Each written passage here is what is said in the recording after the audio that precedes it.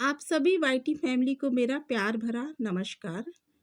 आज मैं अपने पापा का लिखा हुआ एक बहुत ही खूबसूरत सा शेर आपके लिए पेश कर रही हूँ और उसके साथ एक बहुत ही ख़ास बात मैं बता रही हूँ। जैसा कि मैंने अपनी पिछली वीडियो में बताया था कि मेरे पापा उर्दू के एक बहुत ही बड़े शायर थे, जो कि आज हमारे बीच नहीं हैं। तो मैं बताना चाहूँगी कि पापा जी जब भी कहीं बाहर निकलते थे, भीड़ उनको घेर लेती थी और जब तक वो शेर व शायरी सुना नहीं देते थे, लोग उनका रास्ता नहीं छोड़ते थे और हम लोग इंतज़ार करते रहते थे, कहाँ गए, कब आएँगे? पता चला वो भीड़ में फँसे हुए हैं, शेर व शायरी सुनने के बाद ही लोग उनको छोड़ते थे।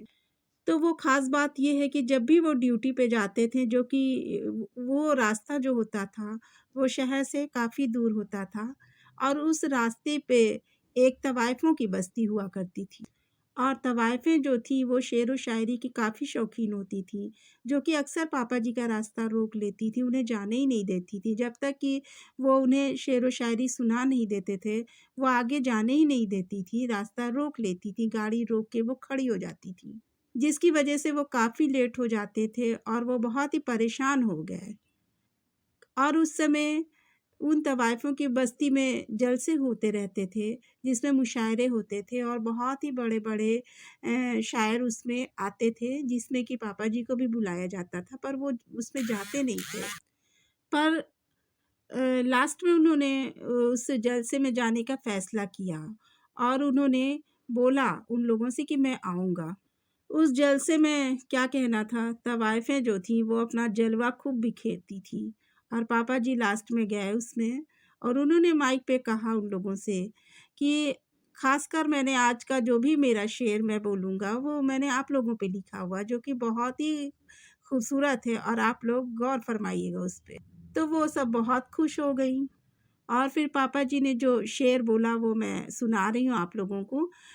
लेकिन उसके पहले उर्दू के कुछ डिफ़िकल्ट वर्ड्स हैं जिनको मैं ट्रांसलेट करके बता रही हूँ, शायद आपको समझने में प्रॉब्लम हो सकती है, तो मैं बताना चाहूँगी कि खुश और उदास, खंदा और मग़मूम यानी कि खुश और उदास, फितनों मतलब चाहने वालों की, परवर मतलब खुदा, तबस्सुम मतलब मुस्कुराहट।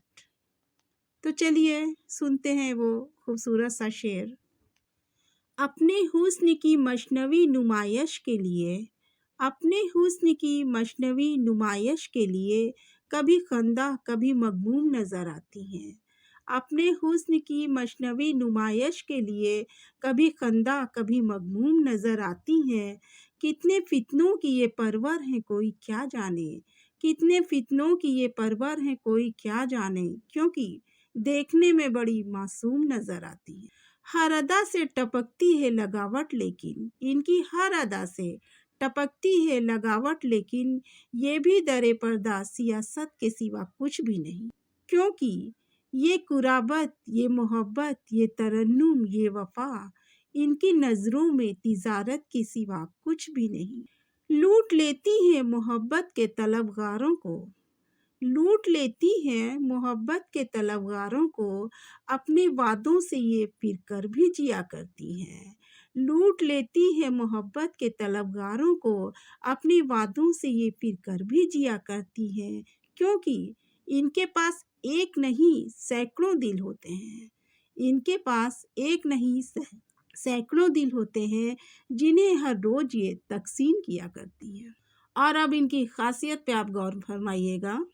और अब इनकी खासियत पे थोड़ा गौर फरमाइएगा कि हर अदा जेब की जुम्बिश पे नज़र रखती है, आई मीन पॉकेट मनी। इनकी हर अदा जेब की जुम्बिश पे नज़र रखती है, हर तबस्सुम किसी फितने का मज़ा देता है। हर अदा जेब की जुम्बिश पे नज़र रखती है, हर तबस्सुम किसी फितने का मज़ा देता है।